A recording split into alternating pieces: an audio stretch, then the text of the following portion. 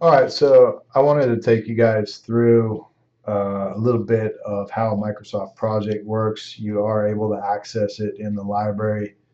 If you're not able to access it on your own personal computer, you can also have the ability to access it through MyUWF if you search in the term Argo apps. So that's what I've got in the bar right here.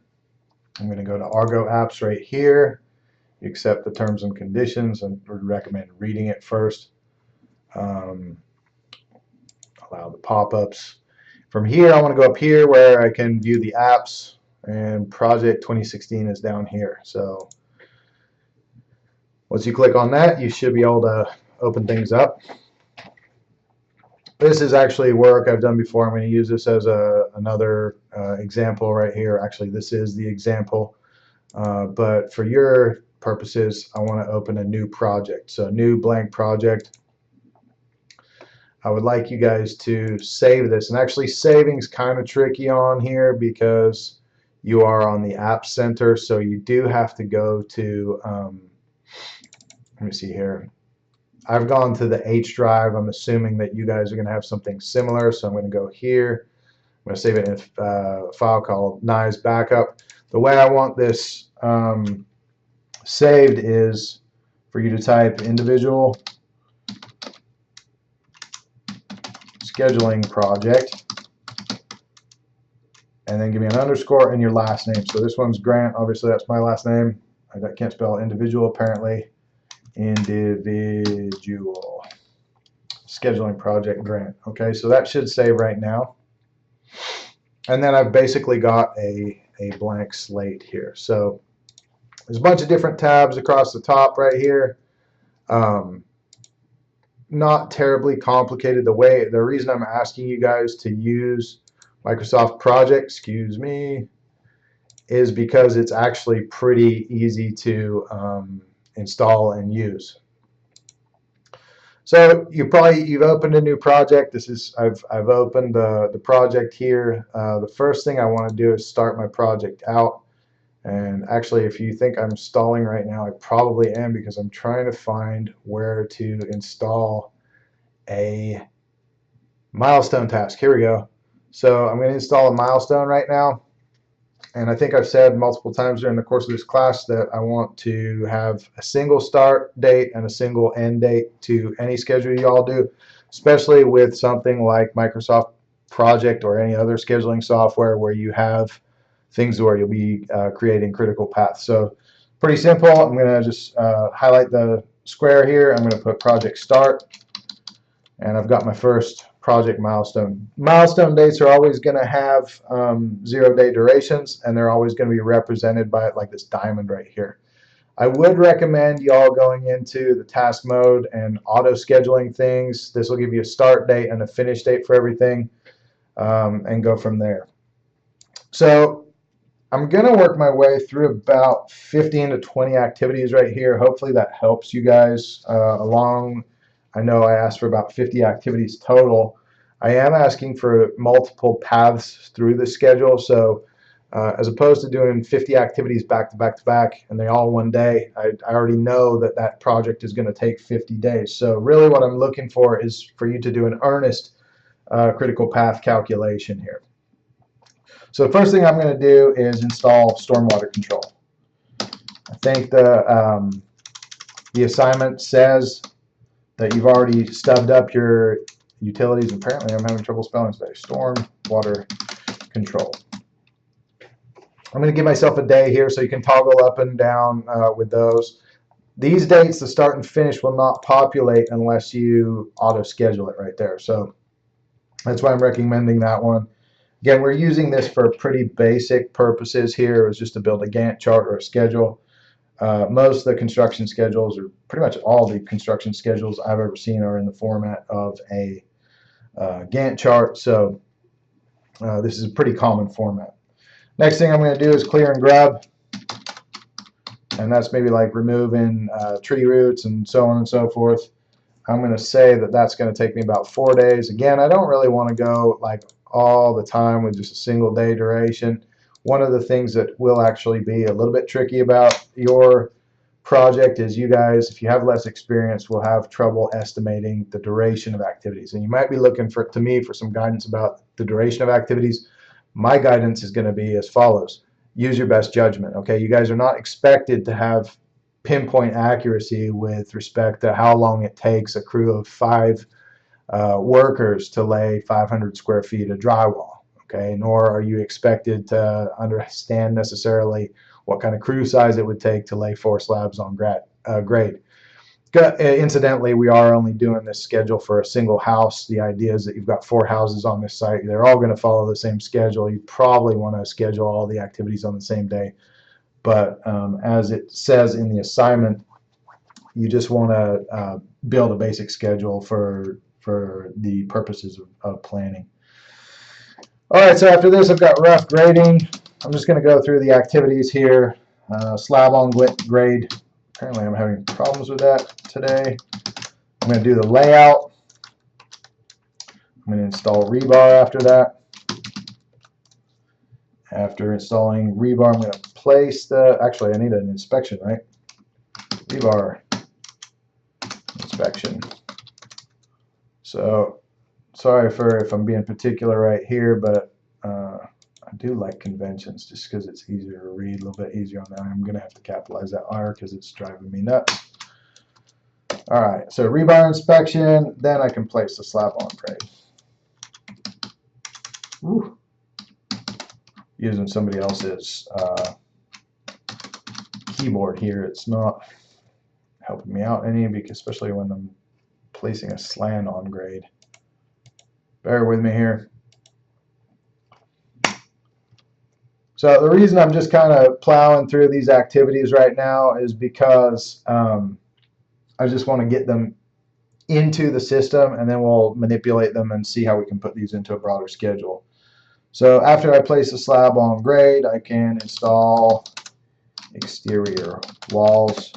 Not immediately. Some of you are probably thinking, like, how am I going to do that? Because I can't place an exterior wall on wet concrete, and you're absolutely right. I'll show you how to treat that in a second. I can install roof trusses after this. Oh, look at that, no typo. I can install roof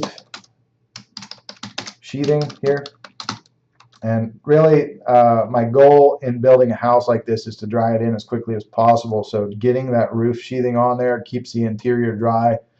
If I can install the roof as quickly as possible, put windows and doors on the structure and so forth, I've got a better shot of keeping everything inside it dry. I can even start storing materials at that point, and everything from that point forward, including finishes, requires an air conditioned environment. So really, one of my milestones would be building dry-in.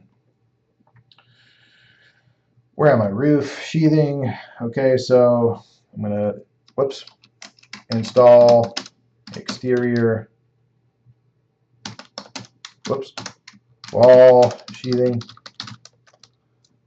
From there, I'm gonna install exterior vapor barrier, install roofing felt. Now, I do want to stress here, I just said that the roof was priority, and I do have the ability to move these activities if I need to. So maybe I want to move this roofing felt right after roof sheathing. So all I do is basically click and drag that up right there, and it'll switch positions for me. So actually, one of the benefits of Microsoft Project is how easy it is to edit the activities and also to move things up and down. All right, I'm going to install asphalt shingles. I think everybody should have surmised that because it is a super starter home, I do need to, I am probably going to have asphalt shingles and nothing super fancy. I'm going to put a framing inspection in here. Okay, so this is going to be a building inspector coming around looking for right straps, looking for right connection pieces for the walls, roof, and so on, hurricane straps. And from that point, I can install wall insulation and install the roof insulation. Practically speaking, I want to do those at the same time because it's the same subcontractor. in the interest of minimizing that subcontractor's mobilizations or time out on site, I want to do as much of that work as possible. Actually, I should call this outage installation, excuse me. It's more correct. All right. I'm going to do a couple more things here. I'm going to talk about installing interior drywall. Actually, I probably wouldn't do this right away because I don't have, maybe I should do the installing windows and doors. I'm actually going to do that right here. So I can insert tasks, just right click on the side right there. I'm going to say install windows and doors. And I'm going to erase that right there. The other thing I can do at this point is insert a milestone. So I'm going to put that right here, building dry. Whoops. So that's actually a crucial date right there. It doesn't come until after installing the windows. Windows and doors. From there, I can install the installation, and then I'm going to put here install interior drywall and rough in HVAC equipment. Now, the reason I've put HVAC equipment, this is going to be my last line on the schedule for a time being. And again, this is just a sample of what Microsoft Project can do. So really all I'm trying to illustrate here is how you enter the activities and how you join them up together. So the HVAC equipment will be leading towards another milestone date, which is air conditioning, if you're paying attention. So rough grading, first thing I'm going to do here is auto schedule all these dates right here. And that will, I think you can see over under start and finish here, it gives you an automatic date. The other thing is when I connect these activities together, it will automatically populate the dates depending on what the nature of the relationship right here. So the next step in all this is basically connecting all these activities together. And again, I don't want these connected one by one, end to end, because that's not really what we're trying to achieve in a construction schedule. We're trying to do as much work simultaneously as possible. Now, I understand that this first example, or the first part of this construction project, not a lot of the work is going on simultaneously. When you get inside, you can start looking at things like, if I've got the HVAC contractor in there, I might look at doing plumbing at the same time. I might have the plumber working at the same time as the electrician, things like that. So I can stack trades, not too vigorously, of course, but I can stack trades depending on what I'm actually doing in the job site. So these things right here, you might wonder what the question marks are. You do actually have to kind of specify the unit. The reason there's a question mark there is because it's an indefinite period of time. They're questioning whether it's days. A lot of these scheduling softwares will go down to the hour. So, or half day, for example, you can do that. But for our purposes here, we're just going to say it's a day if it's a day. All right. So 2 days. I'm actually just going to change these right now, get rid of this, and maybe we'll go back and modify some of these in a second here to see if these are longer or shorter, or maybe we can come up with some more reasonable durations for these. If I don't stop double clicking, I'm going to drive myself nuts here.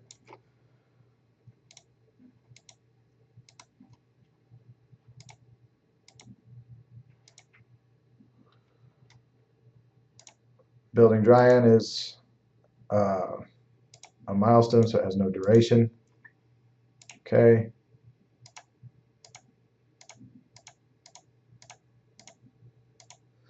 All right, so I'm actually going to stop the video right there, just shy of 15 minutes, and I'm going to install part 2 of this.